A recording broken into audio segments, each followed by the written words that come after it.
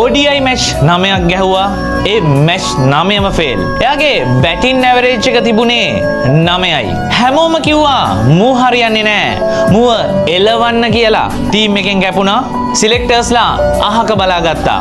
ඒත් කවුද හිතුවේ ඒ එලවපු කොල්ලා දවසක සනත් ජයසූරියටවත් සංගක්කාරටවත් ගහන්න බැරි වුණ ලංකාවේ පළවෙනි එක්දින දිත්ව ශතකය ගහයි කියලා. 2024 පෙබරවාරි 9 වෙනිදා ඇෆ්ගනිස්තානයට එරෙහිව එයා පිට්ටනියට එනවා.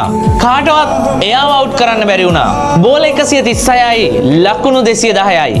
ඒකත් නොට් අවුට්. සනත් ජයසූරියගේ අවුරුදු 24ක් පරණ රෙකෝඩ් එක එයා කැඩුවා.